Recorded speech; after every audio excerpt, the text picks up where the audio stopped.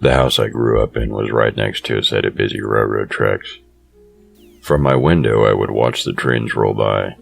There were 3 types of trains that used those tracks and still do to this day. There were the long, lumbering freight trains pulling boxcars, flatbeds, and tankers, which I would try to count as they clattered by. Then there were the fast-moving commuter trains of the Metropolitan Area Transit Authority, aka MATA, or the M as some people call it, and Amtrak passenger trains that would breeze by, heading to and from the central station in the heart of the city. Now, when most people see trains, they just see big machines rolling down ribbons of steel. But me? I saw trains as a symbol of freedom and a way out of the hood. Whenever I saw a train, I would imagine all the places it was going and coming from. Naturally, my favorite toys as a tyke were the Thomas the Tank Engine toys. I had all the characters: Thomas, Percy, Gordon, James, Toby, Daisy, all of them. When I was 10, my grandparents bought me a Lionel train set for my birthday. To me, it was the best present ever. It consisted of a steam engine and 4 passenger cars. There was even a small bottle of drops you'd put in the smokestack that allowed the engine to make smoke. I'd spend hours watching that toy train run around in ovals, pretending it was real and that I was driving the locomotive through forests, passing fields, across mountains, and past small towns. I eventually developed other interests, namely girls, but I still never lost my interest in trains. When I got older, I applied for a job as an engineer trainee on MATA and got it. For me, it was a dream come true. After I took the required classroom courses and exams, I soon found myself riding in the cab of the sleek diesel engines that pull the commuter trains. Now, the way the training program was set up was that they'd have you ride on different lines of the system for a few months with a regular engineer. I'd be on one line for a few weeks, and then I'd be assigned to another line, in order to be familiar with the different routes. The M has 8 routes, all numbered. The main line is line 1, and all the branch lines are line 2, line 3, and so on. I started on line 7 the first few weeks before being moved to line 8. Line 8, or the Cloverton line as it's sometimes called, is one of the longest branch lines on the system, second only to line 2, aka the Millersport line. The first time I rode on line 8, I was with a veteran engineer named Hank. Hank had been with the company from the beginning. When the old railroads decided they wanted out of the money-losing commuter services and handed all their locomotives and rolling stock to MATA. We had the night owl service, which starts at 7 p.m. and ends at 5 in the morning. We picked up our first passengers at Central Station and were soon on our way to Cloverton.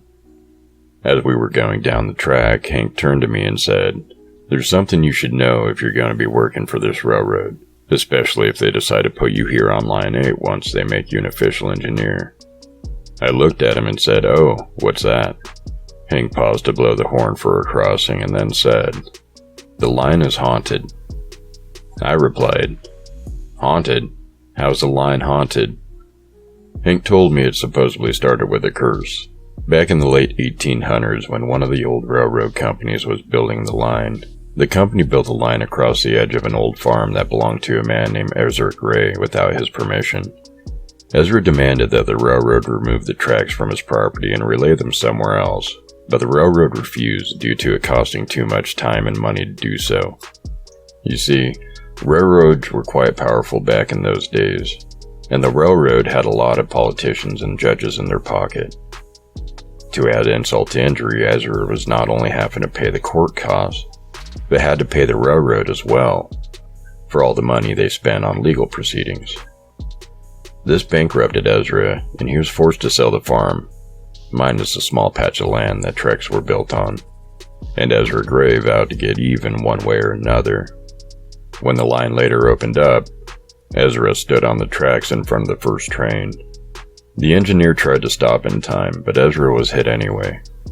Before he died, Ezra cursed the line, saying that it would bring death and sorrow. Ever since then, there were a lot of mishaps and accidents on those tracks, and many people lost their lives.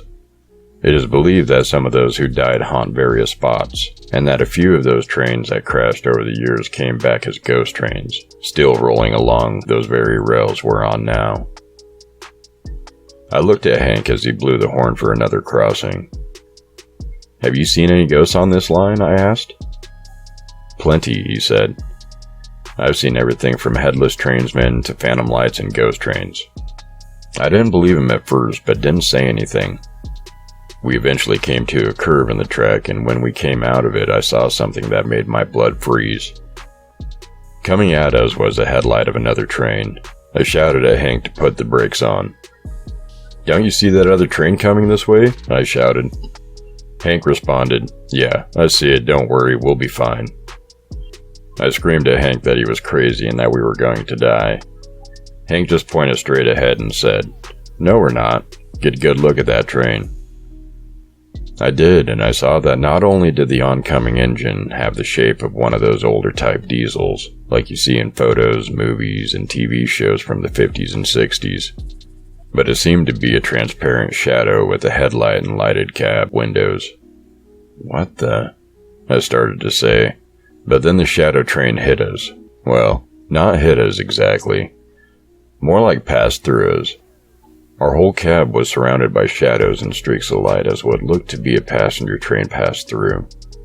And I swear I saw the pale, wispy figures of people sitting in seats. Soon it was gone and the cab of our engine returned to normal. "The hell was that?" I exclaimed. Hank turned to me and said, "That was one of the ghost trains I was talking about." "Well, what's the story with that ghost train?" I asked. Hank sighed and said, "Well, it all happened shortly after MATA was established and took over the commuter rail lines. An evening inbound train was just cresting the long grade we're on right now, when it lost control and ran away, all downhill, before crashing and piling up on the curve at the bottom. Everyone on board was killed, and the curse of that wreck was blamed on the aging equipment MATA was using back then. Heck, with only a few exceptions, most of the engines MATA got from the old railroads were 25 and 30 years old, and about 30% of the coaches used were even older." Not long afterwards, the ghost of that train started making appearances along this stretch of track, becoming one of the several ghost trains that haunt these rails. I looked at him, then out the front window of the engine. "What about the people back in the cars? Do you think they just saw what we saw?" I asked.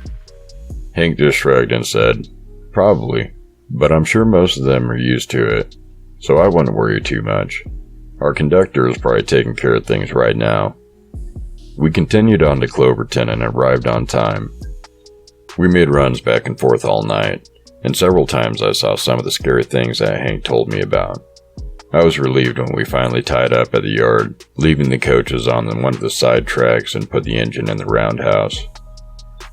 The next few nights, however, were hell. Every night run, I had at least a few creepy encounters along Line 8, all of them with Hank, who would just shrug them off as if they were nothing. But I guess after nearly 40 years, none of the ghosts bothered him anymore. After a few days, I was put on day runs, which was a relief to me, and I didn't have to worry about seeing ghost trains or headless trainsmen again. I eventually became a regular engineer and was put on the main line run. I'm pretty content, but if the bigwigs from the M ever decided to put me on Line 8 night owl service, I'll quit.